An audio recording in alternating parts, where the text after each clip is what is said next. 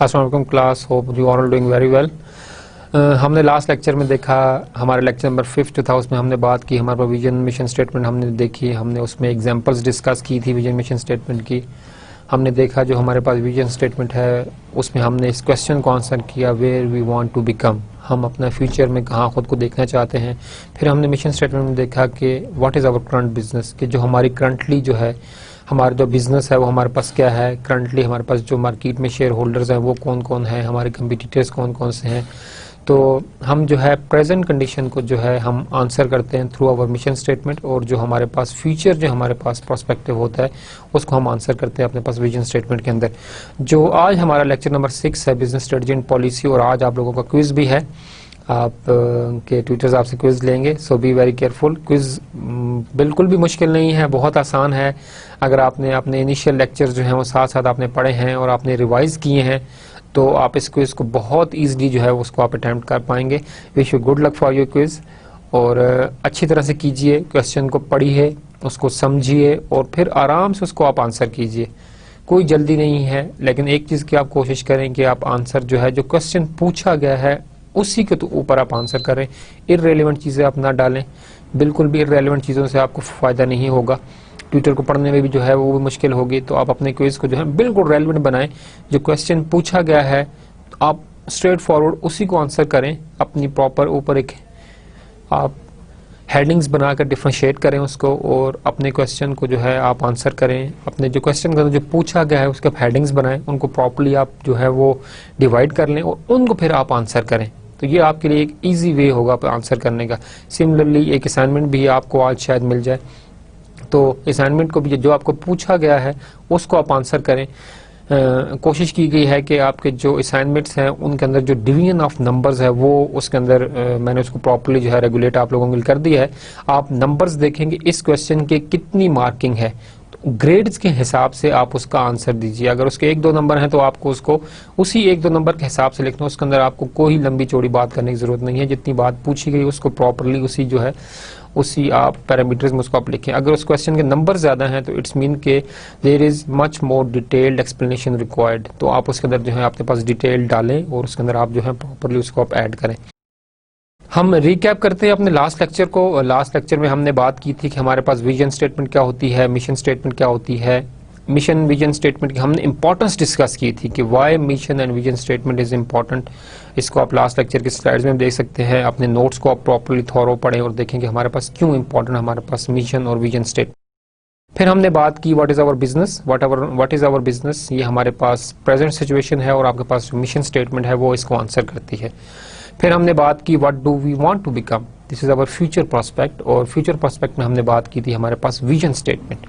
तो विजन और mission statement का जो कंपैरिजन है वो आपको बहुत अच्छी तरह से आना चाहिए, और अगर आपको डिफरेंशिएट करने को कहा जाए कि विजन मिशन स्टेटमेंट को आप डिफरेंशिएट करें तो आपको देखना है कि आपके पास मिशन और vision statement whether they are the present oriented, presently they are answering the present situation और they are answering the future prospectives. तो आपको देखना है और डिफरेंशिएट करना है।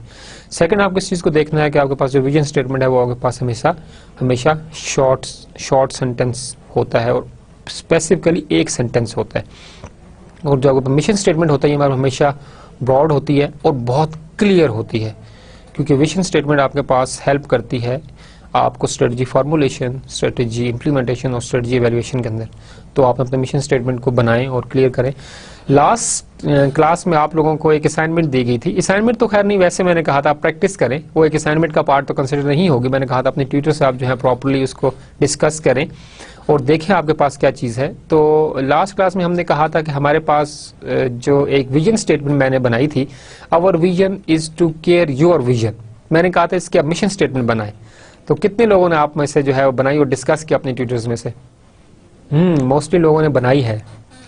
चलिए अच्छा है, ज़बरदस्त प्रैक्टिस करते रहें आप जो हैं, और भी कुछ बिजनेसेस लें, अपनी जो है विजन मिशन स्टेटमेंट बनाएं, अपनी क्रिएटिविटी दिखाएं और अपनी जो भी आपने क्रिएटिव काम किया है आप शेयर करें उस इंडस्ट्री के जो लोगों के साथ। ईमेल आप जो है वेबसाइट पे देखें, उस इंडस्ट्री की जो उस इंडस्ट्री से रेलेवेंट जो इंडस्ट्रीज हैं उनके आप देखें, कॉन्टैक्ट अस के अंदर जाएं, आपके पास ईमेल एड्रेस होगा, तो आप देखें कि उस जो बिजनेस के ज़रूरियात क्या हैं उसके मुताबिक एक विजन स्टेटमेंट आप ड्राइव करें और मिशन स्टेटमेंट एक बनाएं और उनको कहें जी आप अपनी मिशन स्टेटमेंट को रिकंसिडर करें, ये हमने एक चीज़ बनाई है और देखें, और फिर उसके आप प्रॉपर कॉपी राइट्स और पेटेंट्स वगैरह, और आप इस चीज़ को आगे लेकर चल सकते हैं इफ़ यू आर क्रिएटिव। और आप क्रिएटिव हैं माशाल्लाह। वर्चुअल यूनिवर्सिटी के तमाम स्टूडेंट्स हमारे पास, वर्चुअल कॉमसेट्स के बच्चे सारे के सारे हमारे माशाल्लाह बहुत क्रिएटिव हैं, और हम एक्सपेक्ट करते हैं कि आप लोग जो हैं मार्केट को लीड करेंगे इंशाल्लाह इन द फ्यूचर्स। ठीक है जी। फिर हमने एग्जांपल डिस्कस की थी, हमने 2 एग्जांपल्स डिस्कस की थी हमारे पास लास्ट लेक्चर के अंदर। एक हमने कहा था यूएस ज्योग्राफिकल सर्वे, इनकी हमने vision mission properly detail discussion की हमारी। फिर हमने एक और हमने एग्जांपल ली, उसमें हमने कहा कि हमारे पास जो फौजी सीमेंट कंपनी लिमिटेड है उनकी हमने विजन स्टेटमेंट देखी, उनके हमने मिशन स्टेटमेंट देखी, और उनको हमने प्रॉपर्ली जो है वो एड्रेस किया, और हमने मिशन और विजन स्टेटमेंट हमने प्रॉपर कंपैरिजन करके डिटेल हमारे पास जो थी वो डिस्कशन हुई थी आपके साथ। फिर हमने लास्ट लेक्चर में जो है वो करैक्टरिस्टिक्स ऑफ मिशन स्टेटमेंट देखी थी, हमारे पास क्या क्या करैक्टरिस्टिक्स होती हैं, मिशन स्टेटमेंट आपकी किस किस चीज़ को आंसर कर रही होती है।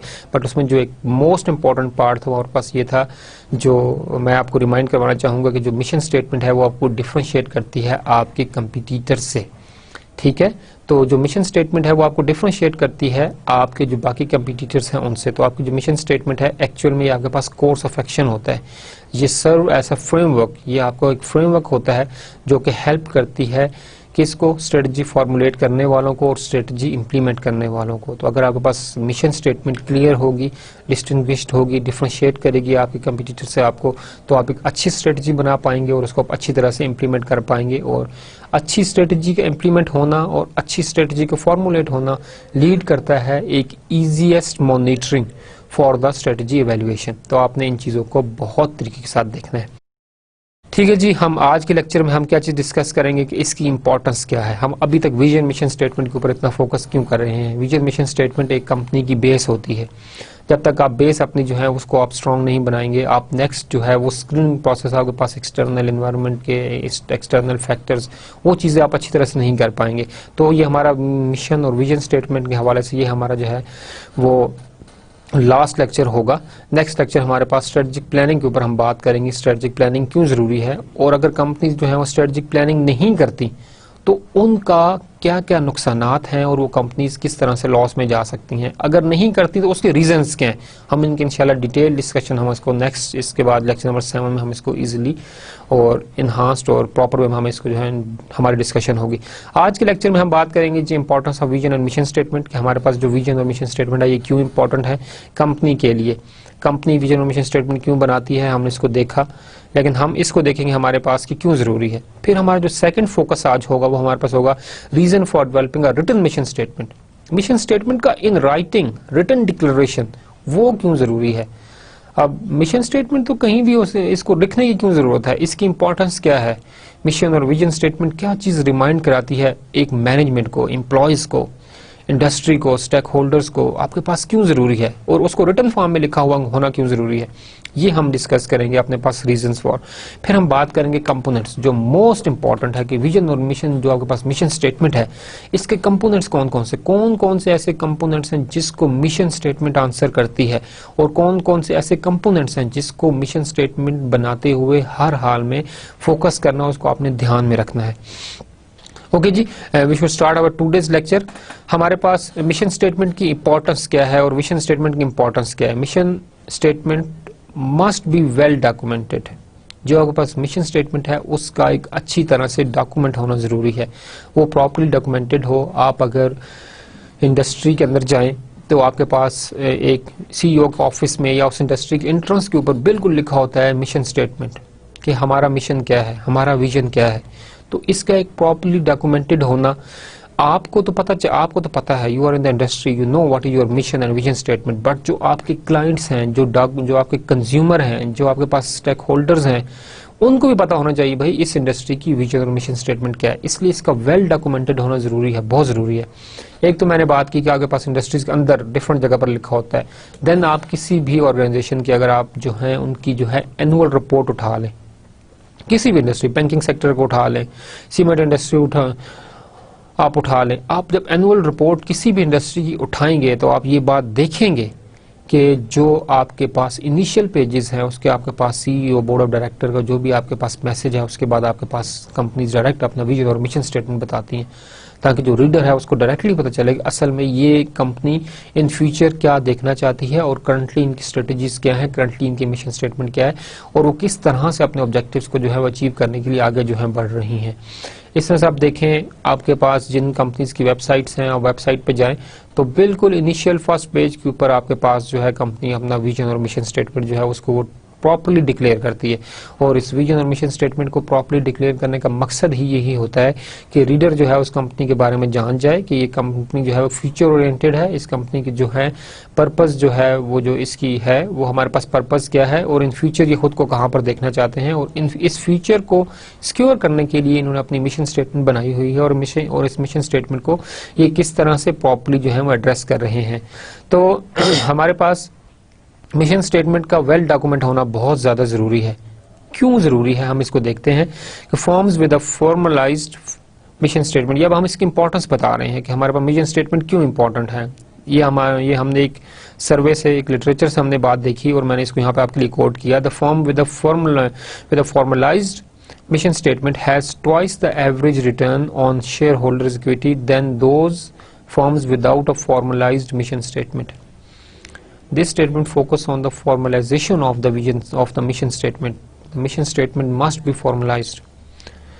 Formalized होना क्या चीज़ है, अनफॉर्मलाइज्ड होना क्यों ज़रूरी है। जब आपके पास मिशन स्टेटमेंट एक फॉर्मलाइज्ड होगी, आपके पास टॉप मैनेजमेंट की अप्रूवल उसके अंदर ज़रूरी होगी, तो it improve the authenticity of the mission statement. Unauthentic mission statement के उसके ऊपर किसी ने काम ही नहीं किया, बस एक स्टेटमेंट लिखी गई है, उसके अंदर टॉप मैनेजमेंट को उसकी इन्वॉल्वमेंट नहीं है, तो उसकी हमारे पास जो है वो उस तरह से अहमियत नहीं होगी।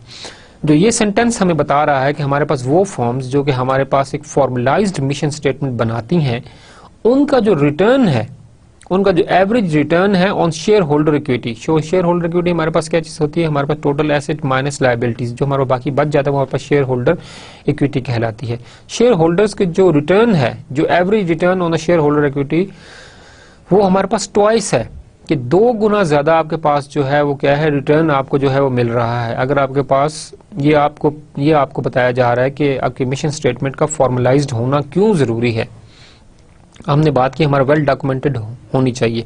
वेल डॉक्यूमेंटेड एक मेथड है, फॉर्मलाइज्ड मेथड है अपनी मिशन स्टेटमेंट को प्रॉपर्ली जो है कस्टमर या क्लाइंट के सामने रखने का। तो हमारे पास अगर आपके पास मिशन स्टेटमेंट जो है आपके पास जो है अगर वेल फॉर्मलाइज्ड होगी और आपके पास प्रॉपर्ली उसको एड्रेस किया गया होगा, तो वो फॉर्मलाइज्ड मिशन स्टेटमेंट आपके लिए सोर्स है प्रॉफिट लाने का। जो आपके पास कस्टमर्स हैं, जो आपके क्लाइंट्स हैं, जो कि आपके पास बाहर देख रहे हैं आपके ऑर्गेनाइजेशन को, वो इस चीज को देख रहे होते हैं कि कस्टमर जो फर्म है ये हमारे पास कस्टमर ओरिएंटेड तो है ही, बट फ्यूचर इन्होंने अपना एडजस्ट किया हुआ है। Whether in the mission statement जो है वो उस फ्यूचर स्टेटमेंट को एड्रेस करती है या नहीं एड्रेस करती, क्योंकि मिशन स्टेटमेंट आपके पास करंट स्टेट को बता रही होती है, कंपनी करंट स्टेट ये है और इस कैपेबिलिटीज की वजह से ये फर्म जो है अपना जो फ्यूचर जो इन्होंने डिसाइड किया हुआ है वो अचीव कर पाएगी।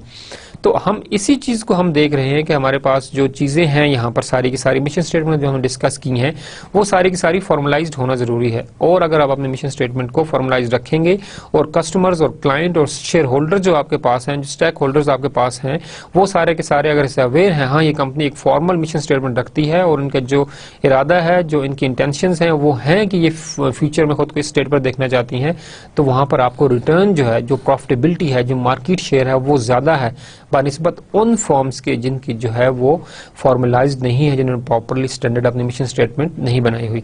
तो हम इस चीज को यहाँ पर फोकस करेंगे और हम इस चीज को जो है वो इंश्योर करवाएंगे कि हमारे पास कंपनीज जो है वो हमारे पास अपनी जो मिशन स्टेटमेंट है उसको प्रॉपर्ली राइट अप करें, उसको प्रॉपर्ली एक रिटर्न डिक्लेरेशन की फॉर्म में लाएं, ताकि आपके पास जो रिटर्न है वो आपका डिपेंडेंट है किसके ऊपर, आपके पास फॉर्मलाइज्ड मिशन स्टेटमेंट के ऊपर। तो हमारे पास कंपनीज जो हैं उनको फोकस करना चाहिए कि अपने वो मिशन स्टेटमेंट को जो है प्रॉपर्ली फॉर्मलाइज्ड रखें। अनफॉर्मलाइज्ड मिशन स्टेटमेंट उनके लिए एक तो ये है कंपनी की जो कस्टमर्स हैं वो उसको प्रॉपर्ली सीरियस नहीं लेते और आपके पास सेकंड जो इफेक्ट है वो आपके पास प्रॉफिटेबिलिटी के ऊपर है, वो भी आपके पास क्या होगी, इफेक्ट होगी। तो सेकंड जो हमारे पास पॉइंट है मिशन स्टेटमेंट की, जो हमने डॉक्यूमेंटेशन के हवाले से बात की, mission statement research highlighted that there is a positive relationship between mission statement and organisational performance. ये स्टेटमेंट आप इसको थोड़ा देखें कि हमारे पास mission statement and organisational performance के दरमियान जो है वो पॉजिटिव रिलेशनशिप है। रिसर्च की गई, लिटरेचर में आपको ये बात पता चली और हमारे पास इसके ऊपर काफ़ी ज़्यादा रिसर्च हो चुकी है और ये बात लिटरेचर से प्रूव्ड है कि हमारे पास वो ऑर्गेनाइजेशंस जिनका मिशन स्टेटमेंट अच्छा हो, प्रॉपर्ली वेल रिटन हो और एक ऑथेंटिकेटेड हो और उसके साथ साथ वो फॉर्मलाइज्ड भी हो, तो वो फर्म्स जो है वो प्रॉफिटेबिलिटी में ज़्यादा आगे होती है बनिस्बत उन फर्म्स के जिनकी मिशन स्टेटमेंट हमारे पास जो है वो क्या है कि फॉर्मलाइज्ड नहीं है। तो रिसर्च जो है वो सिर्फ एक कंट्री के अंदर नहीं की जाती। रिसर्च हमारे पास जो होती है वो हमारे पास डिफरेंट इंडस्ट्रीज के अंदर की जाती है, डिफरेंट जगह पर की जाती है। रिसर्च करने का हमारा मकसद ये होता है कि जो स्टेटमेंट जनरेट की गई है कि whether mission statement leads towards profitability और नॉट, इस स्टेटमेंट को टेस्ट किया जाता है एक इंडस्ट्री के अंदर, दो इंडस्ट्रीज के अंदर और तीन इससे ज्यादा इंडस्ट्रीज के अंदर ज्यादा से ज्यादा किया जाता है। और एंड ऑफ द डे जब हमारे पास बहुत सारी इंडस्ट्रीज के अंदर एक ही रिलेशनशिप आपके पास रिपीट हो रहा होता है तो आप कहते हो कि जो स्टेटमेंट, ये जो हाइपोथेसिस जनरेट की गई है हमारे पास ठीक है। तो रिसर्च ने इस चीज को हमारे पास प्रूव किया है कि हमारे पास there is a positive relationship between the mission statement and organisational performance. जो आपके पास ऑर्गेनाइजेशनल परफॉर्मेंस है वो इम्प्रूव होती है किससे? आपकी मिशन स्टेटमेंट के ऑथेंटिकेशन से। अगर आपके पास मिशन स्टेटमेंट फॉर्मलाइज्ड होगी तो आपके पास जो ऑर्गेनाइजेशनल परफॉर्मेंस है वो आपके पास ज्यादा होगी, वो बढ़ेगी। more formalized is your mission statement, more is the performance, better is the performance in the organization। तो आपने इस चीज को भी देखना है और ऑर्गेनाइजेशंस के आपने जो है डिफरेंट स्टेटमेंट्स देखें और के देखें कि ऑलरेडी वो अपनी मिशन स्टेटमेंट को किस तरह से लिंक कर रही हैं अपनी परफॉर्मेंस के साथ। तो यहाँ पर हमने बात की कि पॉजिटिव रिलेशनशिप है, बट मिशन स्टेटमेंट का कैसा होना जरूरी है कि जो आपके पास एक कंटिन्यूस परफॉर्मेंस को लीड करके रखे। मार्केट के अंदर सिचुएशन तो चेंज होती है दिन ब दिन, रोज बरोज आपके पास मार्केट सिचुएशन जो है वो पैरेलल नहीं रहती, आपके पास चेंज होती रहती है। तो आपने उन चेंजेस को भी प्रॉपर्ली एड्रेस करना है और आपने अपनी मिशन स्टेटमेंट को बिल्कुल क्लियर बनाना है। जितनी आपके पास मिशन स्टेटमेंट क्लियर होगी, आपकी मिशन स्टेटमेंट की क्लियरिटी लीड करेगी टुवर्ड्स द स्ट्रेटजी फॉर्मुलेशन। आपके पास स्ट्रेटजी फॉर्मुलेशन अगर रिफाइंड पैरामीटर्स के ऊपर की जाएगी तो आपको स्ट्रेटजी इंप्लीमेंट करना जो है वो आपके पास बहुत ज्यादा आसान होगा। जितनी आपके पास स्ट्रेटजी इंप्लीमेंटेशन आसान होगी, आपके पास एवेल्युएशन भी उतनी ज्यादा क्या होगी, आसान होगी। तो आपके पास स्क्रीनिंग जो है पूरे प्रोसेस की वो आपके पास बहुत आसान हो जाएगी अगर आप एक क्लियर मिशन स्टेटमेंट डेवलप करने में आपके पास जो है आप किसी तरह से अपने अगर mission statement clearly right up कर लेते हैं तो आपके अगले तमाम प्रोसेस भी क्या होते हैं बहुत ज्यादा आसान हो जाते हैं। तो हमारे पास ये चीज हमने यहाँ पे फाइनलाइज की कि हमारे पास जो है mission statement leads towards the organisational performance. हम थर्ड पॉइंट इसका देखते हैं। हमारे पास है कि बिजनेस वीक, ये एक मैगजीन है जो कि हमारे पास बिजनेस वीक के नाम से जो इशू होता है एंड दिस मैगजीन, इस मैगजीन का जो है हमारे पास बिजनेस के जो है रिव्यूज जो है ऑल ओवर द वर्ल्ड जो बिजनेस हैं उनके रिव्यूज जो हैं वो पब्लिश होते हैं। According to that business week reported that firm using mission statement have 30% higher return on financial measure than those without such statements. अब आप अपने मिशन स्टेटमेंट की इंपॉर्टेंस को यहाँ से देखें। जो फर्स्ट स्टेटमेंट है उसमें भी हमने इसकी इंपॉर्टेंस जो है वो बहुत सारा डिस्कस की कि आपके पास मिशन स्टेटमेंट फॉर्मलाइज्ड होना जरूरी है।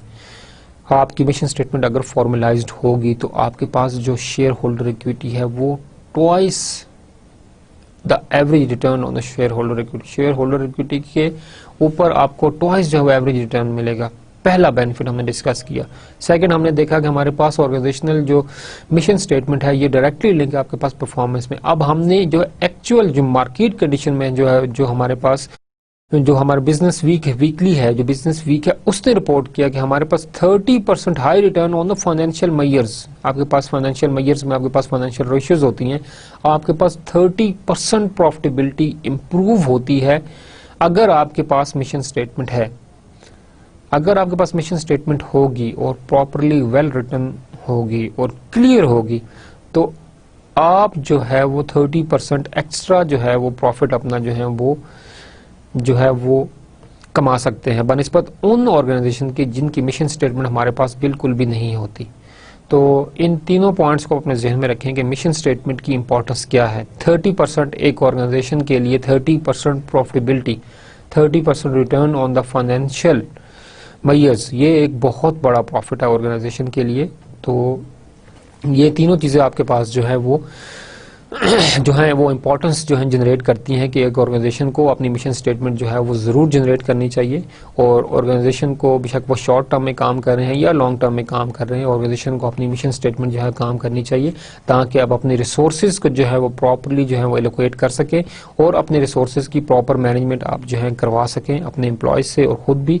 अगर आपके पास एक्टिविटीज़ प्रॉपरली डिज़ाइन होंगी और फाइनेंशियल रिसोर्सेज और कैपेबिलिटीज़ और जो स्किल्स हैं उसके मुताबिक तमाम एक्टिविटीज़ जो हैं वो एलोकेट की गई होंगी, तो आप अपने मिशन स्टेटमेंट को बहुत आसानी से जो है वो डिलीवर करवा सकते हैं।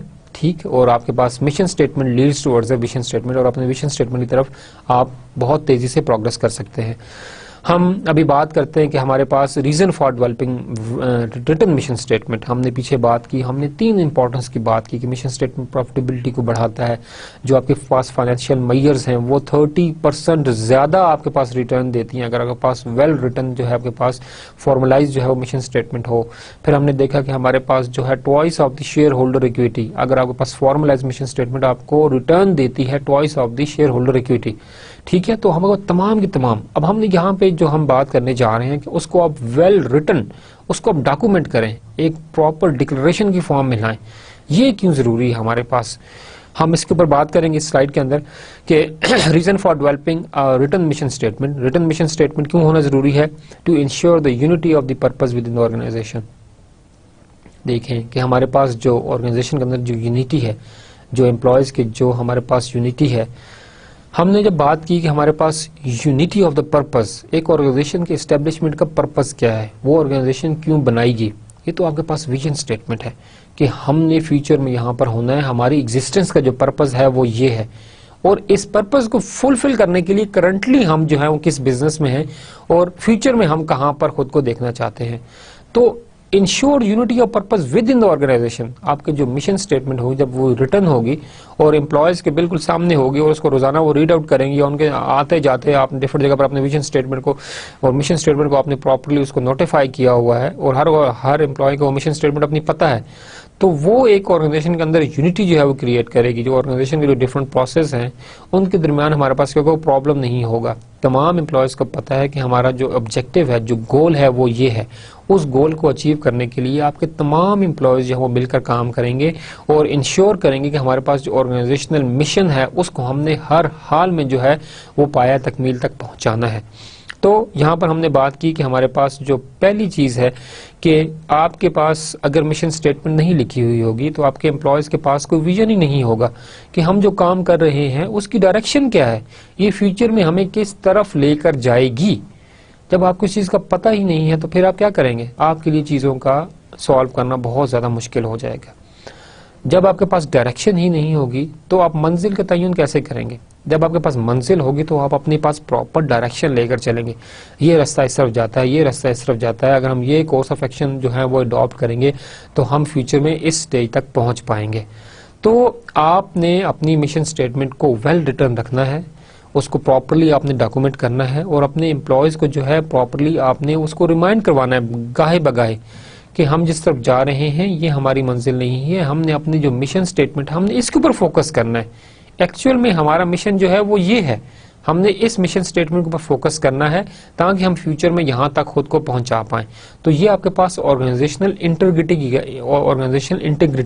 आपके पास जो ऑर्गेनाइजेशन के अंदर जो यूनियन है, जो हमारे पास इंटीग्रेट करता है डिफरेंट डिपार्टमेंट्स को, वो आपके पास एक्चुअल में आपकी मिशन स्टेटमेंट है। जो सेकंड पॉइंट है हमारे पास कि हमारे पास जो है इसका वेल रिटन होना क्यों जरूरी है, to provide a basis a standard for allocating organisational resources. देखिए कि हमने कहा कि हमारे पास जो मिशन स्टेटमेंट है वो हमारे पास वेल डॉक्यूमेंटेड होना जरूरी है क्योंकि ये हमारे पास तमाम डिपार्टमेंट को इंटीग्रेट करती है। आपके पास ऑर्गेनाइजेशन के अंदर एक यूनिटी, एक हार्मोनी लेके आती है, ये चीज़ तो हमारे पास होगी। अब आपके पास हमने बात की कि हमारे पास एक स्टैंडर्ड देती है फॉर एलोकेटिंग ऑर्गेनाइजेशनल रिसोर्सेज, एक बेसिस प्रोवाइड करती है, एक स्टैंडर्ड देती है कि आप अपने पास ऑर्गेनाइजेशनल के जो रिसोर्सेज है उन्हें आप प्रॉपर एलोकेट कर पाएं। हम ये बात करते हैं कि हमारे पास ऑर्गेनाइजेशनल की जो मिशन स्टेटमेंट है ये हमारे पास लीड करती है टुवर्ड्स द विजन स्टेटमेंट। तो जो हमारे पास विजन स्टेटमेंट में जाने के लिए मिशन स्टेटमेंट के अंदर हम गोल्स भी बनाएंगे, हम लॉन्ग टर्म ऑब्जेक्टिव भी बनाएंगे, हम शॉर्ट टर्म ऑब्जेक्टिव भी बनाएंगे, हम पॉलिसीज भी बनाएंगे, हम स्ट्रेटेजीज भी बनाएंगे। हमने तमाम चीज़ें, हम अगर अपनी स्ट्रेटजीज बनाएंगे तो हमने पास अपने स्ट्रेटजीज जो हमारे पास हैं वो हमारे पास किस लिए हम बनाते हैं कि हम अपने शॉर्ट टर्म ऑब्जेक्टिव्स, और शॉर्ट टर्म ऑब्जेक्टिव हम अपने किस लिए बनाते हैं कि हम अपने लॉन्ग टर्म ऑब्जेक्टिव्स जो हैं उनको हम जो है वो अचीव कर पाएं, हम अपने गोल्स को अचीव कर पाएं। गोल्स हमारे पास क्या, हमारे पास मिशन स्टेटमेंट की तरफ हमें लीड करते हैं। तो जो स्ट्रेटजीज हैं, पॉलिसीज हैं, शॉर्ट टर्म ऑब्जेक्टिव्स हैं, लॉन्ग टर्म ऑब्जेक्टिव, तमाम के तमाम हमें लीड करते हैं किसकी तरफ, towards the achievement of the mission statement. और मिशन स्टेटमेंट हमारे पास फोकस करती है ऑन द विजन स्टेटमेंट। तो अगर आपके पास एक ऑर्गेनाइजेशन में एक प्रॉपर स्टैंडर्ड हो कि जी हमारे पास ये स्टैंडर्ड प्रोसीजर्स हैं, इनको आप फॉलो करेंगे तो आप जो है इस चीज को अचीव कर पाएंगे। तो मिशन स्टेटमेंट आपके पास हेल्प करती है, वेल रिटन मिशन स्टेटमेंट, कि आपके पास ऑर्गेनाइजेशन के अंदर एक प्रॉपर स्टैंडर्ड सेट कर सके। अगर आपके पास ऑर्गेनाइजेशन के अंदर एक प्रॉपर स्टैंडर्ड जो है वो सेट होंगे तो ये स्टैंडर्ड्स आपको क्या करेंगे, हेल्प करेंगे क्या चीज अचीव करने में, आपकी मिशन स्टेटमेंट अचीव करने में। आपको अगर आपके पास मिशन स्टेटमेंट स्टैंडर्ड है और आपके पास proper course of action defined है, आपको प्रॉपरली डायरेक्शन दी गई है, तो आपको अपने रिसोर्सेज जो है वो एलोकेट करना भी आसान होंगे। अगर ऑर्गेनाइजेशन को पता है कि हमारे पास शॉर्ट टर्म ऑब्जेक्टिव ये हैं, लॉन्ग टर्म ऑब्जेक्टिव ये हैं, अगर हम आज ये फाइनेंशियल इन्वेस्टमेंट कर रहे हैं या अगर हम आज ये लेबर हायर कर रहे हैं या हम इस स्किल को इम्प्रूव करने के लिए हम अपने जो एम्प्लॉयज हैं उनकी हम ट्रेनिंग अरेंज करवा रहे हैं, तो ये तमाम चीज़ें जो इन्वेस्टमेंट आप यहाँ पर कर रहे हैं इन एक्चुअली जो है आप चाह रहे हैं हमारे पास के जो आने वाले दिनों में जो हमारे गोल्स हैं उनको हम अपने स्किल्स के साथ क्या करवा सकें, मैच करवा सकें। तो अगर आपके पास एक स्टैंडर्ड प्रोसीजर होगा तो आपको रिसोर्स एलोकेट करना भी बहुत ज़्यादा आसान हो जाएगा। ना सिर्फ आपके पास फाइनेंशियल रिसोर्सेज बल्कि जो आपके पास ह्यूमन रिसोर्स है, जो आपके पास फाइनेंशियल कैपिटल है, जो आपके पास मार्केटिंग चैनल्स हैं, जो आपके पास डिफरेंट एडवर्टाइजमेंट है, जो आपके पास रिसर्च एंड R&D, जो आपके पास एक डिपार्टमेंट है, आपने तमाम चीज़ों को लिंक करना है अपने मिशन स्टेटमेंट ने जो आपको स्टैंडर्ड्स दिए हैं उनके साथ। अगर आपके पास मिशन स्टेटमेंट के जो प्रोवाइडेड स्टैंडर्ड्स हैं आपकी सारी चीज़ें उनके साथ अगर लिंक्ड होंगी तो आपके पास बहुत आसान हो जाएगा अपनी मिशन स्टेटमेंट को लिंक करना अपनी विजन स्टेटमेंट के साथ। ठीक बच्चों, तो हमने देखा कि हमारे पास एक तो इंटीग्रिटी का सोर्स है, मिशन स्टेटमेंट अगर वेल रिटन होगी। सेकंड हमने कहा कि हमें एक स्टैंडर्ड, एक प्रॉपर कोर्स ऑफ एक्शन, एक प्रॉपर रोड मैप, एक प्रॉपर डायरेक्शन हमें मिलती है किस चीज़ की, आपके पास ऑर्गेनाइजेशनल रिसोर्सेज के लिए। जो थर्ड चीज़ हमारे पास है to establish a general tone और ऑर्गेनाइजेशनल क्लाइमेट। ऑर्गेनाइजेशन का एक प्रॉपर कल्चर होता है, एक ऑर्गेनाइजेशन का क्लाइमेट होता है और ये तमाम का तमाम कल्चर एडजस्ट किया जाता है कि आप अपने किसी तरह से ऑर्गेनाइजेशन के गोल्स, ऑब्जेक्टिव्स और जो मिशन और विजन स्टेटमेंट है इनको आप प्रॉपर्ली जिस तरह फुलफिल कर पाएं। अगर आप एक बिजनेस के अंदर हैं और आप अपने पास ऑर्गेनाइजेशनल जो जनरल ट्यून है उसको आप सेट नहीं करते, आप अपने ऑर्गेनाइजेशनल क्लाइमेट को जो है वो प्रॉपरली एडजस्ट नहीं करते, तो आप लॉन्ग टर्म में जो है वो सर्वाइव करना आपके लिए मुश्किल होगा। अगर आप हॉस्पिटैलिटी के एक बिजनेस के अंदर हैं, अगर आप एक टूरिज्म के बिजनेस के अंदर हैं और आप अपने कस्टमर को पोलाइटली ट्रीट नहीं करते, अगर आप कस्टमर सर्विसेज जो है उसके ऊपर प्रॉपर उनको जो है फैसिलिटेट नहीं करते और अपने कस्टमर के फीडबैक्स नहीं लेते, तो लॉन्ग टर्म के अंदर आपके पास सर्वाइवल मुश्किल होगी। तो आपको जिस भी बिजनेस के अंदर हैं उस बिजनेस के स्टैंडर्ड्स के मुताबिक आपको जो है अपनी जो ट्यून है वो सेट करनी है। आपको अपना organisational climate, organisation culture, employees का जो है वो बात करने का तरीका, एम्प्लॉय बिहेवियर, एम्प्लॉय का जो है वो किस तरह से चीज़ों को देखना, जिस तरह से एक मैनेजर देख रहा है कि मेरा विजन ये है, इस काम का मकसद ये है कि हम यहाँ पर होंगे, एम्प्लॉय का भी वही विजन होना चाहिए जो उसकी टॉप मैनेजमेंट का मिशन या विजन है। तो जब इस तरह के एक ऑर्गेनाइजेशन क्लाइमेट सेट हो जाएगा कि आप तमाम चीज़ें एक ही नज़र में देख रहे हैं, तमाम एम्प्लॉयज़, तमाम मैनेजर वो तमाम चीज़ों को एक ही नज़र से देख रहे हैं और चीज़ों को सिंक्रोनाइज कर रहे हैं, तो वो ईजिली जो है अचीव कर पाएंगे अपने long term as well as अपने शॉर्ट टर्म्स गोल्स को भी। तो ये हमने तीन चीज़ें डिस्कस की। जो हमारे पास अदर चीज़ हमारे पास तो नेक्स्ट हमारे पास पॉइंट है वो है to serve as a focal point for individual to identify organisational purpose and direction, जिसमें हमने पीछे बात की कि हमारे पास रोड मैप का मिल जाना। मिशन स्टेटमेंट अगर वेल रिटन होगी तो आपके पास एम्प्लॉयज़ हैं उनका जो फोकस है वो एक प्रॉपर टारगेटेड जो है वो डेस्टिनेशन की तरफ होगा, वो एक टारगेटेड वे में प्रॉपर काम करेंगे, वो अपना टाइम दूसरे एक्टिविटीज में ज़ाया नहीं करेंगे, बल्कि अगर उन्हें प्रॉपरली ये एक स्ट्रेटजीज और डायरेक्शन मिल जाएगी तो वो अपने आप को फोकस करेंगे एक पॉइंट की तरफ। तो ये जो एक पॉइंट की तरफ फोकस है, ये आपके पास कौन देता है? आपको मिशन स्टेटमेंट जो है वो आपको लीड करता है कि आप फोकस करें अपने एक पॉइंट की तरफ। और अगर आप प्रॉपर फोकस्ड होंगे तो आप इजीली वे में आइडेंटिफाई कर पाएंगे organisational purpose as well as organisational direction. तो ये दोनों चीज़ों को आपने लिंक करना है कि आपके पास मिशन स्टेटमेंट जो है वो आपको जो है फोकस करवाती है अपने टारगेटेड पॉइंट्स की तरफ, जो आपके पास डेस्टिनेशन है जो आपने अचीव करना है उसके लिए आपको प्रॉपर्ली जो है फैसिलिटेट करती है। ऑर्गेनाइजेशन का जो पर्पस है, जिस तरफ वो खुद को लेकर जाना चाहते हैं, एम्प्लॉयज़ को अपना पर्पस जो है रिमाइंड करवाती है और उसको डायरेक्शन भी जो है गाइड भी करती है कि आपने उस मंजिल तक कैसे पहुंचना है। And to discourage those who can not from participating further in the organisational activities.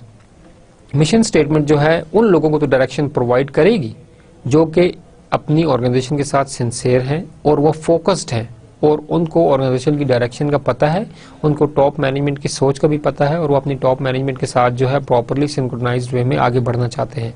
लेकिन ये कभी भी उन लोगों को सपोर्ट प्रोवाइड नहीं करेगी कि जो ऑर्गेनाइजेशनल के स्ट्रक्चर के अंदर पार्टिसिपेट करना ही नहीं चाहते। कुछ आपके पास कई दफ़ा एम्प्लॉयज़ ऐसे होते हैं जो आपके पास अपनी मर्जी से काम करना चाहते हैं, बल्कि अपनी मर्जी से काम करना चाहते हैं और ऑर्गेनाइजेशन की जो मिशन विजन स्टेटमेंट है उनको वो साइड लाइन कर देते हैं कि ये हमारे पास फोकस नहीं है, ये हमारा फोकस नहीं है, मेरा टारगेट ये नहीं है। आपने अपना टारगेट नहीं देखना, आपने अपनी ऑर्गेनाइजेशनल का टारगेट देखना है। जो आपके पास ऑर्गेनाइजेशन का मिशन है, जो विजन है, आपने उसको टारगेट करना है और उस मिशन को अचीव करने के लिए अगर आपको किसी ट्रेनिंग की जरूरत है, आप किसी हार्डशिप से गुजर रहे हैं, तो आपको उन तमाम चीजों से गुजरना है, क्योंकि ऑर्गेनाइजेशन का पर्पस आपकी ग्रोथ और डेवलपमेंट तो है ही है। जब ऑर्गेनाइजेशन आपकी डेवलपमेंट और ग्रोथ के ऊपर इन्वेस्टमेंट कर रही है तो उसका पर्पस यही है कि ऑर्गेनाइजेशन के अंदर जो एम्प्लॉयज हैं वो क्या करेंगे, हेल्प करेंगे इस ऑर्गेनाइजेशन को उस टॉप लेवल तक ले जाने के लिए जो कि जिसके लिए उनको प्रॉपर्ली हायर किया गया है। तो आपने जो है एक्टिविटीज जो है उनको तो मिशन स्टेटमेंट टोटली डिस्करेज करेगी जो कि मतलब कि मिशन स्टेटमेंट के जो रोड मैप है उसको फॉलो नहीं करते, लेकिन उन लोगों को इनकरेज करेगी और उन लोगों को हेल्प करेगी कि ऑर्गेनाइजेशन का पर्पस क्या है और ऑर्गेनाइजेशन की डायरेक्शन क्या है, जो लोग ऑर्गेनाइजेशन के जो बेनिफिट के लिए काम करने थे उनके लिए फैसिलिटेशन है और उन लोगों को डिस्करेज करेगी जो कि ऑर्गेनाइजेशनल के मिशन विजन स्टेटमेंट को फॉलो नहीं करते। इसका जो नेक्स्ट पर्पस है वेल डॉक्यूमेंटेड मिशन स्टेटमेंट के होने का, to facilitate the translation of objective into work breakdown structure. बहुत इंपॉर्टेंट चीज हमने यहाँ पर देखी इस स्टेटमेंट के अंदर कि हमारे पास ट्रांसलेशन ऑफ ऑब्जेक्टिव्स, जो मिशन स्टेटमेंट है वो क्या करती है कि आपको ऑब्जेक्टिव्स को ट्रांसलेट करने में बहुत फैसिलिटेट करती है। ऑब्जेक्टिव्स को ट्रांसलेट करने में किस में? वर्क ब्रेकडाउन स्ट्रक्चर में। What's meant by work breakdown structure? आप में इसको बताएगा वर्क ब्रेकडाउन स्ट्रक्चर क्या होता है? जी क्लास, वर्क ब्रेकडाउन स्ट्रक्चर के बारे में थोड़ा बताइए मुझे। वर्क ब्रेकडाउन स्ट्रक्चर को आप इस तरह से देखें कि आपका एक प्रोजेक्ट है, आपके पास। अच्छा मुझे ये बताइए आप लोग कि what is the difference between the program and project? Program, एक आपके पास प्रोग्राम है और एक आपके पास प्रोजेक्ट है, इनमें डिफरेंस क्या है? प्रोग्राम में, प्रोग्राम्स और प्रोजेक्ट में डिफरेंट क्या है? कौन सी चीज बड़ी है? प्रोजेक्ट बड़ा होता है या प्रोग्राम बड़ा होता है? ये तो क्वेश्चन मुश्किल हो गया मेरे ख्याल में थोड़ा सा, है ना? नहीं मुश्किल नहीं है, हम इसको आपके लिए आसान बना देते हैं कि मैं आपको डिफरेंशिएट कर देता हूं प्रोजेक्ट और प्रोग्राम के अंदर, ताकि आपको वर्क ब्रेकडाउन स्ट्रक्चर जो है इसको समझने के लिए आसानी हो। वर्क ब्रेकडाउन स्ट्रक्चर एक्चुअल में जो है वो प्रोजेक्ट मैनेजमेंट की एक टर्मिनोलॉजी है कि आप अपने वर्क को जो है वो छोटे छोटे चंक्स में डिवाइड कर लेते हैं। बट इससे पहले हम बात कर लेते हैं कि हमारे पास प्रोग्राम और प्रोजेक्ट में क्या फ़र्क है। फॉर एग्जांपल आप देखते हैं कि हम आपके पास जो गवर्नमेंट के डिफरेंट जो हैं प्रोग्राम्स आते हैं, आप बात करते हैं जी रूरल सपोर्ट प्रोग्राम। कभी रूरल सपोर्ट प्रोजेक्ट नहीं होता, रूरल सपोर्ट प्रोग्राम। आपके पास poverty initiative program, Benazir income program, आपके पास इस तरह के डिफरेंट प्रोग्राम्स जो आपके पास जो है आपके पास फैसिलिटेशन के लिए जो है गवर्नमेंट जो है वो अनाउंस करती रहती है। रूरल डेवलपमेंट प्रोग्राम की हम बात करते हैं कि हमारे पास रूरल डेवलपमेंट प्रोग्राम, ये एक प्रोग्राम है। आपने अपनी रूरल कम्युनिटी को जो है वो फैसिलिटेट करना है। उनको फैसिलिटेट करने के लिए आप क्या करेंगे कि रूरल जो आप कम्युनिटीज़ हैं इनकी जो है कौन कौन सी ज़रूरियात हैं, नेसेसिटीज़ क्या है इनकी। आपने कहा जी हमारे पास इनको पानी भी जो है वो वाटर सप्लाई का प्रोजेक्ट होना चाहिए, गैस जो है वो डोर टू डोर तक होनी चाहिए। गैस का आपने एक और अलग से एक बना दिया सब सेक्शन। फिर आपने क्या किया जी, आपके पास रोड्स भी होने चाहिए, ट्रांसपोर्टेशन का प्रॉपर फैसिलिटेशन हो। आपने एक और जी सब हेडिंग डाल दी प्रोग्राम के अंदर कि इसके पास ट्रांसपोर्टेशन भी होनी चाहिए। फिर आपने कहा जी कि आपने जो है अपने पास जो रूरल कम्युनिटीज़ हैं इनको आपने एजुकेशन भी देनी है, तो आपने एक एजुकेशन का एक और आपने सेटअप बना दिया। तो आपने देखा कि आपके पास रूरल सपोर्ट प्रोग्राम जो था इसके अंदर आपने जो है डिफरेंट सब जो है वो सेक्शंस बनाए। अब जो डिफरेंट आपके पास सब सेक्शंस हैं सारे के सारे, इसको अगर आप थोड़ा गौर करें तो आपको पता चलेगा कि जो डिफरेंट सब सेक्शंस हैं एक्चुअली ये आपके पास डिफरेंट प्रोजेक्ट्स हैं। जब आपने वाटर स्कीम की बात की तो आपके पास वाटर स्कीम जो है वो एक प्रोजेक्ट है। जब आपने ट्रांसपोर्टेशन की बात की तो जो आप रोड्स बनाएंगे अपने रूरल प्रोग्राम के लिए वो एक अलग से आपके पास जो है अलग से एक प्रोजेक्ट है। तो हमारे एक प्रोग्राम के अंदर जो है वो डिफरेंट प्रोजेक्ट्स होते हैं, प्रोजेक्ट्स के अंदर प्रोग्राम्स नहीं होते। इस चीज को आपने प्रॉपर्ली नोट करना है कि आपके पास एक बड़ा प्रोग्राम होगा, उस प्रोग्राम्स के अंदर हमारे पास डिफरेंट जो है वो प्रोजेक्ट्स होंगे और हमारे प्रोजेक्ट्स के अंदर जो है आपके पास क्या होंगे, डिफरेंट ऑब्जेक्टिव्स होंगे और उन ऑब्जेक्टिव्स को अचीव करने के लिए आप डिफरेंट गोल्स बनाएंगे और गोल्स को अचीव करने के लिए आप जो है आगे एक्टिविटीज डिजाइन करेंगे और फिर उन एक्टिविटीज को आप असाइन करेंगे अपने डिफरेंट एम्प्लॉयज को। तो आपने इस तमाम चीजों को देखा आपने कि आपके पास प्रोग्राम जो है उसके पास उसके अंदर आपके पास क्या है, डिफरेंट क्या है, वो प्रोग्राम्स के अंदर डिफरेंट प्रोजेक्ट्स हैं, प्रोजेक्ट्स के अंदर आपके पास क्या है, डिफरेंट एक्टिविटी ऑब्जेक्टिव्स हैं। फिर आपके पास हर ऑब्जेक्टिव को अचीव करने के लिए आपने कुछ गोल्स बनाए और गोल्स को अचीव करने के लिए आपने एक्टिविटीज जो है बनाई और एक्टिविटीज आपने जो है डिफरेंट जो है एम्प्लॉयज को आपने असाइन कर दी अकॉर्डिंग टू देयर मतलब कि स्किल मैच करते हुए आपने एक्टिविटीज किया। तो आपने अपने प्रोग्राम का एक प्रॉपरली वर्क ब्रेकडाउन स्ट्रक्चर बनाया, आपने प्रॉपर एक हायरार्की बनाई, प्रोग्राम्स को आपने डिवाइड किया प्रोजेक्ट्स में, प्रोजेक्ट्स को आपने डिवाइड किया अपने पास जो है वो ऑब्जेक्टिव्स में, फिर आपने उनको डिवाइड किया गोल्स में, गोल्स को आपने एक्टिविटीज में और एक्टिविटीज को फिर आपने प्रॉपरली असाइन किया। तो ये एक प्रॉपर जो एक स्कीमा बनता है, जो रोड मैप बनता है एक्टिविटीज का तोड़ना, प्रोजेक्ट्स फिर गोल्स फिर एक्टिविटीज, फिर आपके पास जो है एक्टिविटीज के अंदर आपने डिफरेंट जो है एक असाइन की, उसके अंदर आपने ग्रुप लीडर बनाए होंगे, उसके अंदर फिर आपने वर्कर्स की क्लास डिजाइन की, lower management top management, proper एक हायरार्की आपने बनाई। तो आपने एक एक्टिविटी को डिफरेंट एक्टिविटीज में तोड़ा, क्यों किया, ताकि आप इस एक्टिविटी को प्रॉपर वे के अंदर जो है वो इंप्लीमेंट करवा सके। अगर हम एक प्रोग्राम ले लें और प्रोग्राम के अंदर हम सारी चीजें एक ही प्रोग्राम के अंदर आ रही हैं, उनको हम डिफरेंट पैरामीटर्स में ना लेकर जाएं, तो वो हमारे पास प्रोग्राम जो सक्सेसफुल इंप्लीमेंट नहीं हो सकेगा।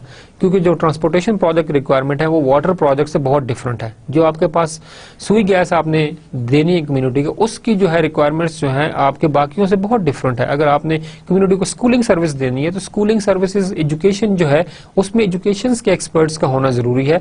जो आपके पास सुई गैस है वहां पे इंजीनियर्स का होना जरूरी है, जो आपके पास जियोलॉजिस्ट है उनका होना जरूरी है, जो आपके पास ट्रांसपोर्टेशन है वहां पे सिविल इंजीनियर्स आपके पास जो रोड बनाएंगे उनका होना जरूरी है। तो वाटर के अंदर भी सेम थिंग, उसके एक्सपर्ट होना जरूरी है। तो आपको प्रोजेक्ट्स में डिफरेंट डिवाइड करना पड़ेगा। तो हमारे पास वर्क ब्रेकडाउन स्ट्रक्चर क्या हमारे पास हुआ कि आपने एक एक्टिविटी को डिफरेंट एक्टिविटीज में आपने क्या किया, उनको आपने जो है वो डिवाइड कर लिया। तो आपके पास आसान हो गया प्रोजेक्ट को रीड करना, प्रोजेक्ट की एक्टिविटीज को डिस्ट्रीब्यूट करना अकॉर्डिंग टू द स्किल, आपके पास सब कुछ आपके पास एक आसान हो गया। तो आपके पास वर्क ब्रेकडाउन स्ट्रक्चर एक्चुअल में आपके पास एक्टिविटीज को जो है वो डिवाइड करवा देता है। तो हमने कहा कि ट्रांसलेशन ऑफ ऑब्जेक्टिव्स, कि आपके पास जो ऑब्जेक्टिव्स हैं वो आपके पास ट्रांसलेट हो गए किसके अंदर, इनटू वर्क ब्रेकडाउन स्ट्रक्चर। जो आपका ऑब्जेक्टिव था उनको आपने डिवाइड किया किसके अंदर, अपने गोल्स के अंदर, गोल्स आपने जो है उसको एक्टिविटीज में किया और एक्टिविटीज को आपने अपने एम्प्लॉयज को दे दिया। तो ये हमारे पास एक और जो है वो बेनिफिट हमने डिस्कस किया कि हमारे पास जो रिटन मिशन स्टेटमेंट है वो होना क्यों जरूरी है। इसके बाद जो नेक्स्ट हमारे पास पॉइंट है, to specify organisational purpose. Organisation का पर्पस क्या है, of course this is one of the core requirement of mission statement and translation of these purposes into the objective। जो पर्पस था उसको आपने ट्रांसलेट करवाया किसके अंदर, ऑब्जेक्टिव्स के अंदर। आपको पता है आपका पर्पस ये है और इस पर्पस का मकसद क्या है कि आपने फ्यूचर में कहीं तक पहुंचना है। तो जो पर्पस को आपने क्या किया, अपने ऑब्जेक्टिव्स के अंदर डिवाइड किया और ऑब्जेक्टिव्स के अंदर फिर आपने गोल्स बनाए, स्ट्रेटजीज बनाई और उनको फिर आपने इंप्लीमेंट करवाया ताकि जो अपने पास जो पर्पस है उसको आप अचीव कर पाएं। अगर आप अपने ऑब्जेक्टिव्स को प्रॉपरली और वेल मैनर्ड और मतलब वेल असाइंड वे के साथ अगर आप उसको आप अचीव कर लेते हैं तो आपके पास जो ऑब्जेक्टिव्स जो हैं वो आपके पास हेल्प करेंगे आपके पर्पस को जो है वो अचीव करने के लिए। अगर आपके पास ये चीज़ें सिंक्रोनाइज्ड हैं कि आपके पास जो ऑब्जेक्टिव्स हैं वो लिंक्ड हैं आपके पर्पस के साथ, ऑर्गेनाइजेशनल पर्पस के साथ, मीन आपके जो विजन स्टेटमेंट के साथ, तो इससे आपको क्या होगा, it helps in assessment and controlling of cost, time and performance parameter. देखें आपके पास तीन चीज़ों को आपके पास हेल्पफुल होंगे। आपके पास कॉस्ट जो है वो प्रॉपरली वेल मैनेज्ड होगी, टाइम जो है आपके पास वो आप इजी तरीके से उसको अपलॉड कर पाएंगे, और तीसरे पर्पस चीज़ के हमारे पास परफॉर्मेंस पैरामीटर, जो आपके पास परफॉर्मेंस पैरामीटर्स है वो भी आपके पास क्या होंगे, सारे के सारे आपके पास जो होंगे वो आपके पास होंगे ईजिली वे में आपको क्या करें उनको आप जो है वो एडजस्ट कर पाएंगे। तो आप देखें कि अगर आप अपनी एक्टिविटीज़ जो है उनको आप लिंक करते हैं अपने जो पर्पस के साथ, तो आपके पास क्या होगा कि आप इजीली वे में असेस कर पाएंगे कि आपकी कितनी कॉस्ट आएगी। जिस तरह हमने बात की कि हमारे पास एक प्रॉपर वर्क ब्रेकडाउन स्ट्रक्चर आपके पास होगा तो आपको पता चल जाएगा मेरे इस फेज के अंदर इतनी कॉस्ट आएगी। तो आप एक तो कॉस्ट एस्टिमेशन, कॉस्ट की जो असेसमेंट है वो आप प्रॉपर और वेल मैनेज्ड वे से आप कर पाएंगे। सेकेंडली, इस फेज के अंदर जो आपने काम करना है करंटली, इस फेज के अंदर आपको कितना टाइम चाहिए होगा, तो आप अपने टाइम को भी मैनेज कर पाएंगे प्रॉपरली। कॉस्ट तो आपने दे दी, वो तो एक रिसोर्स है आपके पास, फाइनेंशियल रिसोर्स है, उसको आपने एलोकेट कर दिया, बट टाइम जो हमारे पास है कितना लगेगा, इसका आप जो है वो इस स्लैग को कंट्रोल करना जरा मुश्किल होता है। अगर आपके पास एक एक्टिविटी जो है वो पीछे रहेगी तो अगले एक्टिविटी का टाइम भी उस एक्टिविटी को मैनेज करने में लग जाएगा। तो इस तरह करते करते करते आपके पास टाइम मैनेजमेंट जो है ये हमेशा एक प्रोजेक्ट के अंदर क्या रहता है वो इशू रहता है कि अगर आप एक एक्टिविटी को प्रॉपरली मॉनिटर नहीं कर पाए, फॉर एग्जाम्पल आपने प्रोजेक्ट बना दिया, आपने हर चीज जो है वो डिफाइन कर दी, लेकिन एक कंपोनेंट के लिए जो स्किल रिक्वायर्ड थी आपके पास वो स्किल है ही नहीं। तो आप क्या किया, उस स्किल को मैनेज करने के लिए और उस बंदे को तमाम ट्रेन करने में जो आपका टाइम लगा वो आपके पास पहले प्रोजेक्ट स्केड्यूल में नहीं था, लेकिन अब उस एक स्किल के ना होने से या उस एक मशीनरी के ना होने से आपका पूरे का पूरा जो प्रोसेस है वो आपके पास क्या हो गया, वो आपके पास रुक गया। तो अब आपने इस चीज को देखना है कि हमने जो मिशन स्टेटमेंट अगर प्रॉपरली होगी तो आप अपनी टाइम को भी जो है वो प्रॉपरली जो है स्केड्यूल कर पाएंगे, आप अपने कॉस्ट को भी प्रॉपर कंट्रोल कर पाएंगे, एंड परफॉर्मेंस पैरामीटर जो आपने अपने परफॉर्मेंस पैरामीटर्स या इंडिकेटर्स रखे हैं कि अच्छा अगर ये स्टेप हो जाएगा तो मतलब हमारे परफॉर्मेंस इतने % कंप्लीट हो जाएगी। हमने फेज 1 में यहाँ तक कंप्लीट किया तो इट्स मीन कि हमारे पास 35% ऑफ द प्रोजेक्ट कंप्लीटेड। जो फेज 1 के अंदर इतना था हमारे पास प्रोजेक्ट कंप्लीट हो चुका है।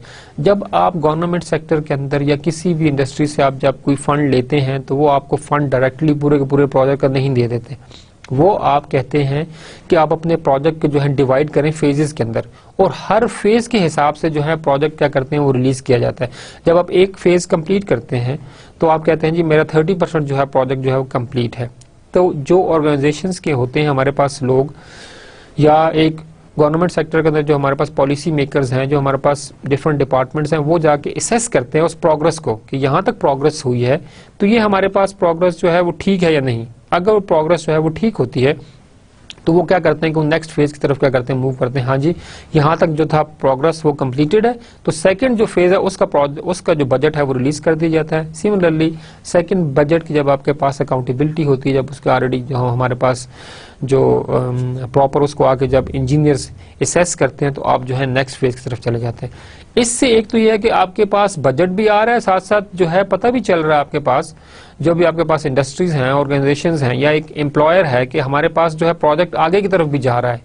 अदरवाइज आप कहें जी पूरे का पूरा प्रोजेक्ट करने के बाद देखेंगे तो of course it's very difficult. तो आपके पास budget, time as well as हर चीज़ आए होगी, तो मॉनिटरिंग जो फैक्टर है वो भी आपके पास आसान हो जाएगा अगर आपके पास एक्टिविटीज़ जो है वो आपके पर्पज़ के साथ प्रॉपरली क्या होंगी, आपके पास वो लिंक्ड होंगी। ठीक है क्लास, तो ये हमने बात की why written mission statement is important. इसके अंदर 2-3 चीजें हमने और ऐड करनी। Developing a comprehensive mission statement is important because divergent views among why. हाँ, पीछे हमने बात की थी रीजंस, क्यों हम डेवलप कर रहे हैं। अब यहाँ पर क्यों जरूरी है कि ऑर्गेनाइजेशन के अंदर कौन कौन सी ऐसी चीजें हैं जो कि प्रॉब्लमेटिक हो सकती हैं, और उन प्रॉब्लम्स को ओवरकम करने के लिए आपका मिशन स्टेटमेंट होना का रिटर्न होना बहुत जरूरी है। तो वो प्रॉब्लम्स हमारे पास क्या चीजें हैं। फर्स्ट हम बात करते हैं कि developing a comprehensive mission statement is important because divergent views important among divergent views among managers can be revealed and resolved through this process. हमारे पास मैनेजर्स आपके पास जो हैं उनके में भी डिफरेंट पॉइंट ऑफ व्यूज हों कि एक मैनेजर जो है वो एक स्ट्रेटजी को डिफरेंट तरीके से देखता होगा. फाइनेंस डिपार्टमेंट कहता है कि मेरे पास बजट कम है, मैं इस चीज के लिए बजट नहीं दे सकता, बट मार्केटिंग डिपार्टमेंट कहता है जी अगर हम ये एक्टिविटी कर लेंगे तो हम इससे ज्यादा जो है वो रेवेन्यू जनरेट कर पाएंगे. तो ये एक डिफरेंट पॉइंट ऑफ व्यूज हैं. मार्केटिंग डिपार्टमेंट जो है उस एक्टिविटी को एक बेनिफिशियल देख रहा है, बट जो फाइनेंस डिपार्टमेंट है वो अपनी जो है देख रहा है लिमिटेशंस को कि मेरे पास रिसोर्सेज इस वक्त लिमिटेड है और मैं इस बजट को इस बंदे को अलॉट नहीं कर सकता, इस एक्टिविटी के लिए मैं इसको नहीं अलॉट कर सकता. तो हमारे पास जो एक कंप्रिहेंसिव रिटर्न मिशन स्टेटमेंट होगी तो इस तरह की जो आपके पास डाइवर्जेंट हमारे पास जो एक व्यूज है मैनेजर के उनको आपको पास ओवरकम करना ज्यादा आसान हो जाएगा. मार्केटिंग डिपार्टमेंट जो स्ट्रेटजी प्रपोज कर रहा है, whether that strategy is going to help an organisation to achieve their mission statement and whether that thing leads towards a vision. अगर वो स्ट्रेटजी है ऐसी जो कि एक आपके पास जो है चेंज या एक आपके पास जो है वो एक टर्निंग पॉइंट है आपके ऑर्गेनाइजेशन की चेंज के अंदर, तो ऑफ कोर्स फाइनेंशियल जो मैनेजर्स हैं उनको इस चीज पे डिसीजन लेना पड़ेगा कि हमारे पास ये एक्टिविटी जो है ये हमारे पास मार्केट के अंदर हम ज्यादा मार्केट शेयर जो है इस एक्टिविटी से जनरेट करवा सकते हैं. तो वो क्या करेंगे कि वो अपने पास अपने बजट को प्रॉपर्ली एलोकेट करेंगे. इसी तरह हमारे पास अगर R&D एक चीज जो है वो प्रपोज करती है कि हमें इस चीज के लिए बेनिफिट हम इस चीज पे काम करना चाहते हैं और उसके लिए हमें जो है वो बजट चाहिए. और एक चीज आप लोगों को मैं बताना चाहूंगा, हमारे पास जो ऑर्गेनाइजेशन जो है एक अच्छी ऑर्गेनाइजेशन जो है वो अपना सबसे ज्यादा जो बजट जो है स्पेंड करती है अपनी R&D डिपार्टमेंट के ऊपर, ताकि वो अपने प्रोसेस को अपने प्रोजेक्ट को कंटिन्यूस जो है वो इम्प्रूवमेंट की तरफ जो है वो लेकर जा सके. जब एक प्रॉपर कंटिन्यूस इम्प्रूवमेंट होगी एक प्रोजेक्ट की एक प्रोडक्ट के अंदर तो आपके पास जो है वो कॉस्ट भी आपके पास रिड्यूस होगी और आपके पास जो मार्केट शेयर है वो भी आपके पास क्या होगा वो बढ़ेगा. तो एक अच्छे मैनेजर्स क्या करते हैं आपके पास कि R&D डिपार्टमेंट तरफ ज्यादा जो है वो फाइनेंसियर्स अपने रखते हैं ताकि जो है प्रोडक्ट के अंदर ज्यादा आपके पास इंप्रूवमेंट हो सके. सिमिलरली आप देखें दुनिया भर के अंदर आपके पास जो सबसे ज्यादा जो बजट रखा जाता है वो आपके पास रिसर्च एंड डेवलपमेंट के अंदर रखा जाता है. यूनिवर्सिटीज जो है वो रिसर्च एंड डेवलपमेंट के लिए स्टूडेंट्स को स्कॉलरशिप्स देती हैं, ओपन होती हैं. एक्चुअल में वो एक किस्म की सोशल रिस्पॉन्सिबिलिटी भी जो है वो भी आप जो है वो उसको भी प्रॉपरली जो है वो मैनेज कर लिए होते हैं, बट उसके साथ साथ क्या है मतलब आपके पास वो अपनी ऑर्गेनाइजेशन की डेवलपमेंट को भी देख रहे होते हैं. जिस फील्ड के अंदर कोर फील्ड के अंदर वो काम करें उसके प्रोसेस को भी वो लोग जो है वो इम्प्रूव कर रहे होते हैं. तो हमने इसको देखा कि हमारे पास डाइवर्जेंट व्यूज को ओवरकम किया जा सकता है, मैनेजर्स के जो कॉन्फ्लिक्ट आने वाला है उसको खत्म किया जा सकता है अगर आपके पास जो है मिशन स्टेटमेंट जो है प्रॉपरली क्या होगी, वेल डॉक्यूमेंटेड और रिटन फॉर्म में होगी. सेकेंड हम जो पॉइंट उसको हम डिस्कस करते हैं, considerable disagreement among an organisations strategists our vision and mission statement can cause trouble if not resolve. अगर आपके पास मिशन और स्टेटमेंट डॉक्यूमेंटेड है ही नहीं और हर वक्त वो चेंज हो रही है, मिशन स्टेटमेंट चेंज हो रहा है, विजन स्टेटमेंट चेंज हो रहा है. एक मैनेजर आया उसने एक अपनी विजन मिशन स्टेटमेंट दी, दूसरा CEO आया उसने उसको चेंज कर दिया, ये नहीं हमारे पास ये मिशन विजन स्टेटमेंट होनी चाहिए. तो अगर आप अपनी मिशन और विजन स्टेटमेंट के अंदर इतना रैंडमली चेंजेस कर रहे हैं तो ये ऑफ कोर्स एक ऑर्गेनाइजेशनल जो परफॉर्मेंस है उसको जो है डिस्टर्ब करेगा. जैसे हम लास्ट टाइम हमने कहा कि हमारे पास एक क्लियर और वेल डॉक्यूमेंटेड और फॉर्मलाइज्ड मिशन स्टेटमेंट अगर होगी आपके पास तो आप 30% जो है अपने फाइनेंशियल एसेट्स जो है उनके ऊपर आप ज्यादा रेवेन्यू जो है वो कमा सकते हैं बनिस्बत उन ऑर्गेनाइजेशंस के जिन्होंने अपने पास जो है मिशन विजन स्टेटमेंट को प्रॉपरली फॉर्मलाइज नहीं किया होगा. तो हमने इस चीज पे फोकस करना है कि हमारे पास एक क्लियर जो है वो मिशन स्टेटमेंट होनी चाहिए ताकि जो इस तरह के प्रॉब्लम्स हैं जो आपके पास वो ना आए. जो भी नया एक स्ट्रेटेजिस्ट आ रहा है वो अपने वो ऑर्गेनाइजेशन की विजन स्टेटमेंट को जो है प्रॉपरली रीड करें और उसके मुताबिक जो है अपना मिशन स्टेटमेंट जो है उसको आप एडजस्ट करें ताकि जो है वो आपके पास जो डाइवर्जेंट व्यूज है उनको ओवरकम किया जा सके, एक प्रॉपर डायरेक्शन पे जो है ऑर्गेनाइजेशन को डाला जा सके ताकि आप अपने प्रॉपर जो है मार्केट के अंदर जो है वो अपने शेयर को जो है वो बढ़ा सकें. तीसरा पॉइंट हमारे पास जो इंपॉर्टेंट है वो है an organisation that fail to develop a vision statement loses the opportunity to present itself favorably to existing potential stakeholders. बहुत इंपॉर्टेंट पॉइंट है कि जो आपके पास स्टेक होल्डर्स हैं, जो आपके पास इन्वेस्टर्स हैं, जो आपकी इंडस्ट्री में इन्वेस्ट कर रहे हैं वो प्रॉफिट चाहते हैं और अगर आपके पास एक क्लियर विजन स्टेटमेंट ही नहीं है कि आप फ्यूचर में खुद को कहाँ देखना जा रहे हैं, आपकी डाइवर्जेंट जो है वो मिशन स्टेटमेंट जो है कभी आप इस इंडस्ट्री में जाते हैं उसमें जाते हैं, कभी आप तीसरी तरफ इन्वेस्टमेंट कर रहे हो और आपका फोकस जो है वो एक तरफ नहीं है, तो क्या होगा कि आपके पास एक क्लियर विजन स्टेटमेंट न होने की वजह से जो आपके पास स्टेक होल्डर्स हैं वो इनके लिए एक सोर्स ऑफ जो है वो एक परेशानी का जो है वो सोर्स होगा उनके लिए, और वो उस परेशानी की वजह से शायद आपके साथ लॉन्ग टर्म में जो है वो अपना बिजनेस जो है वो कंटिन्यू ना करें और अपने इन्वेस्टमेंट को वहाँ से क्या करें, वो अपने पास जो है विड्रॉ कर सकते हैं। तो आपने इस चीज़ को बहुत ज़्यादा फोकस्ड रहना है कि अगर आपकी मिशन, अगर आपकी विजन स्टेटमेंट क्लियर नहीं है और वो फोकस नहीं है, फ्यूचर ओरिएंटेड नहीं है, तो आपके पास चांसेस हैं कि आप अपने स्टेक होल्डर्स जो हैं, आपके पास जो शेयर होल्डर्स जो हैं उनको आप जो है वो लूज़ कर दें। तो आपने जो है अपनी विजन स्टेटमेंट को प्रॉपरली रखना है, और वो ऑर्गेनाइजेशन जो अपनी विजन स्टेटमेंट के ऊपर प्रॉपरली फोकस्ड होती हैं वो ही एक अच्छी और क्लियर मिशन स्टेटमेंट जो है वो एस्टेब्लिश करने में जो है कामयाब होती हैं। जो हमारे पास नेक्स्ट टॉपिक है, जो कि हमारे पास इस लेक्चर का लास्ट टॉपिक है, वो हमारे पास है कंपोनेंट्स ऑफ मिशन स्टेटमेंट, कि मिशन स्टेटमेंट के कौन कौन से जो है कंपोनेंट्स हैं, एलिमेंट्स कौन कौन से हमारे पास मिशन स्टेटमेंट के अंदर। जो फर्स्ट एलिमेंट्स हैं वो हमारे पास, जो फर्स्ट एलिमेंट है हमारे पास, वो हमारे पास है कस्टमर, कि कस्टमर आपका कौन है। आप जो भी प्रोडक्ट बना रहे हैं वो आप किसके लिए बना रहे हैं। जब तक आप अपने कस्टमर को आइडेंटिफाई नहीं करेंगे तब तक आप मतलब के प्रॉपरली अपने प्रोजेक्ट को जो है वो टारगेट नहीं कर सकते। आप जब तक मार्केट के अंदर एक सेगमेंट को टारगेट नहीं करेंगे तब तक आपकी जो है वो मिशन स्टेटमेंट तो डाइवर्जेंट रही। तो आपको अपना कस्टमर आइडेंटिफाई करना है कि आपका कस्टमर कौन है, जो आपका प्रोजेक्ट है उसका एंड यूजर कौन है, इसको एक्चुअल में यूज कौन करेगा। अगर आपको ये पता होगा तो आप अपनी मिशन स्टेटमेंट को टारगेट कर सकोगे टुवर्ड्स दैट कस्टमर। आप स्पेसिफिक हो जाओगे कि हमारे कस्टमर्स ये हैं, हमारे जो शेयर होल्डर्स हैं वो ये हैं, हमारे जो स्टैक होल्डर्स हैं वो ये हैं। तो आपको इंटरनल प्लस एक्सटर्नल एनवायरनमेंट को भी स्क्रीन करने में आसानी रहेगी। तो जो फर्स्ट चीज़ हमने डिस्कस की कि हमारे पास फर्म, जो एक ऑर्गेनाइजेशन है, जो एक फर्म है, उसके कस्टमर्स कौन है, who are the firm's customer.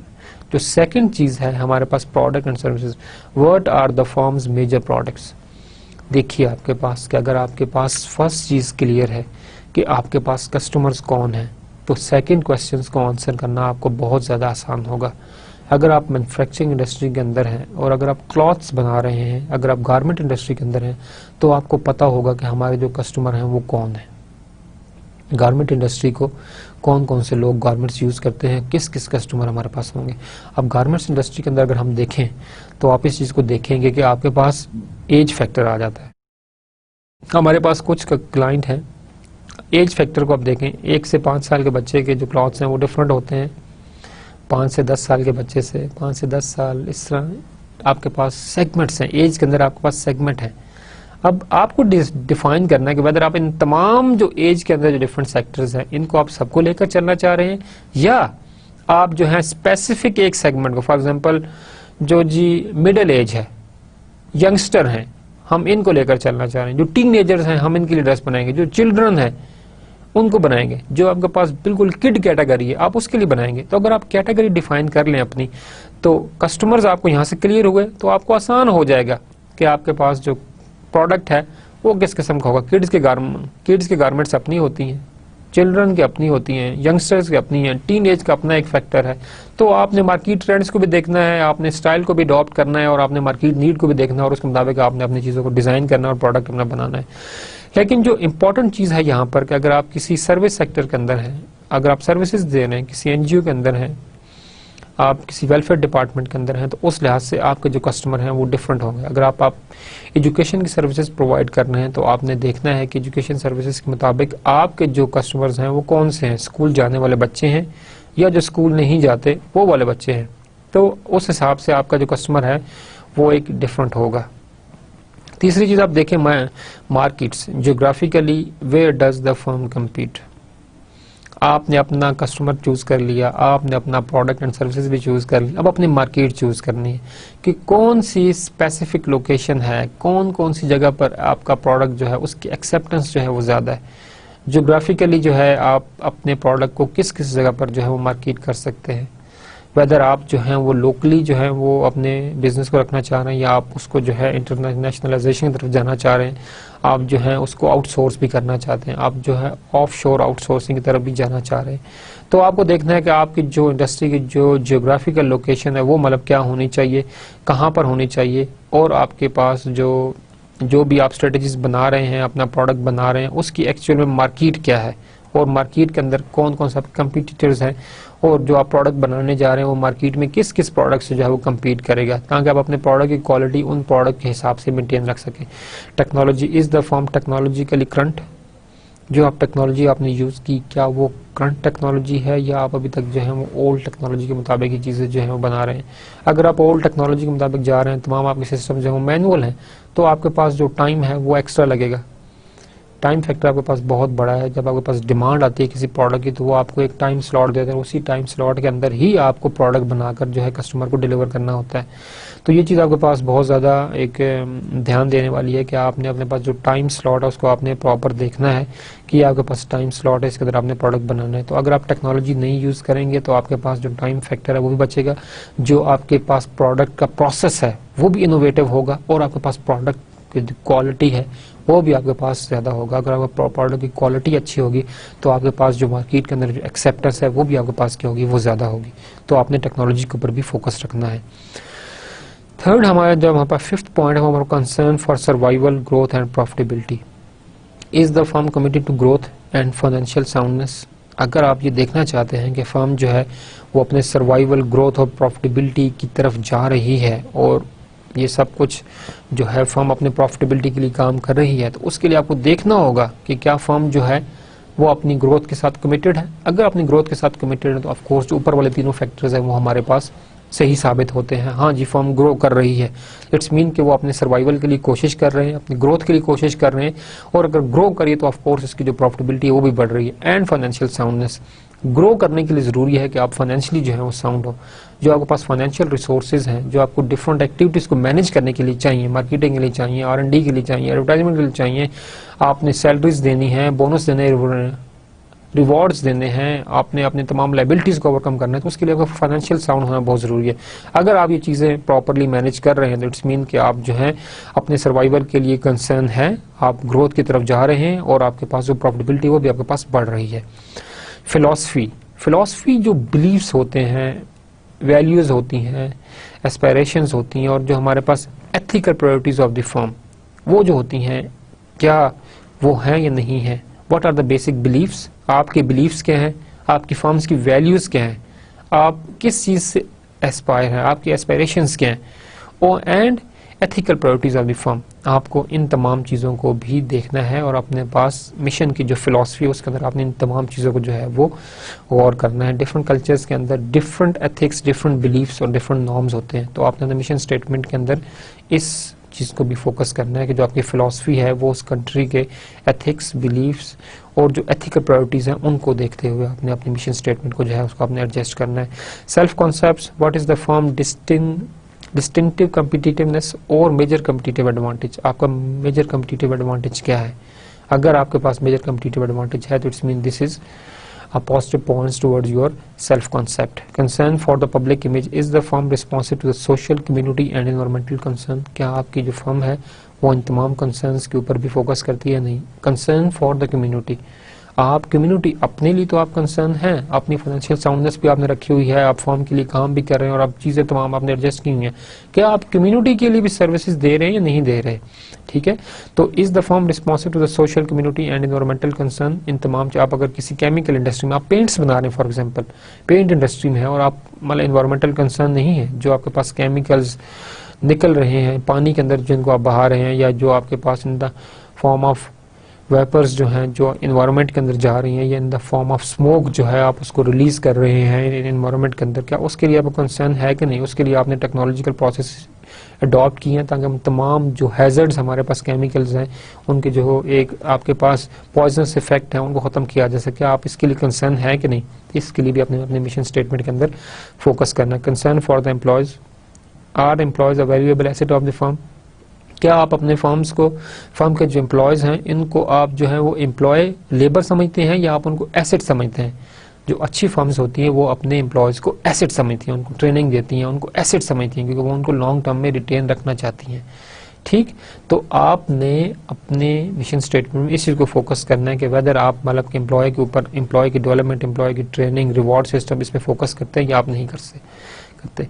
हम समरी की तरफ आते हैं। हमारा आज का लेक्चर एंड होने वाला है कि हम डिस्कस के विजन और मिशन स्टेटमेंट को। हमने कहा कि हमने बिजनेस रिपोर्ट में कहा था कि हमारे पास 30% high return on the financial measure, अगर आपके पास जो है वो स्टैंडर्डाइज्ड, वेल रिटन और फॉर्मलाइज्ड मिशन स्टेटमेंट होगी तो आप जो है अपने फाइनेंशियल रिटर्न्स के ऊपर 30% एक्स्ट्रा जो है वो प्रॉफिट आपके पास कमाएंगे। फिर हमने डिस्कस की हमारे पास reason for developing mission statement. हमने पास कहा, इसमें हमने इंपॉर्टेंट पॉइंट डिस्कस किया और पास था constructive disagreement among the organisation strategist among vision and mission can cause trouble if not resolve. तो आपने डिफरेंट जो पॉइंट ऑफ व्यूज इनको आपने कैटर करते हुए एक क्लियर और एक स्टैंडर्डाइज जो है आपने मिशन स्टेटमेंट जो है आपने बनानी है। फिर हमने कंपोनेंट्स डिस्कस किए। अभी हमने खत्म किया, हमारे पास 9 कंपोनेंट्स थे। इन तमाम को आपने जब अपने मिशन स्टेटमेंट के अंदर टारगेट करना है और आपकी मिशन स्टेटमेंट इन तमाम चीज़ों को फोकस कर रही हो। जो हमारे पास नेक्स्ट लेक्चर में होगा, why firm do not plan strategically, वो स्ट्रेटेजिकली प्लान क्यों नहीं करती। मिशन विजन स्टेटमेंट को हमने बहुत क्लियर डिस्कस किया। अब हमने कहा कि कुछ फर्म्स प्लान करती ही नहीं है, वो क्यों नहीं करती, कौन कौन से ऐसे रीजंस हैं जिनकी वजह से जो फर्म्स हैं वो स्ट्रेटेजिकली प्लान नहीं करती। इसके बाद हम बात करेंगे कि जो प्लान नहीं करती वो तो रीजन निकल आएंगे हमारे पास, क्यों नहीं प्लान करती। अगर प्लान करती हैं तो what are the benefits of the planning strategically. तो हम इसको इंशाल्लाह नेक्स्ट लेक्चर में हम इसको डिस्कस करेंगे। Thank you very much class, इस लेक्चर के लिए बहुत शुक्रिया। Thank you very much, wish you a very good day and इंशाल्लाह नेक्स्ट लेक्चर में हम बात करेंगे कि हमारे पास फर्म्स जो हैं वो स्ट्रेटेजिकली प्लान क्यों नहीं करती और अगर वो प्लान करती हैं तो उसके क्या क्या बेनिफिट्स होंगे। Thank you very much.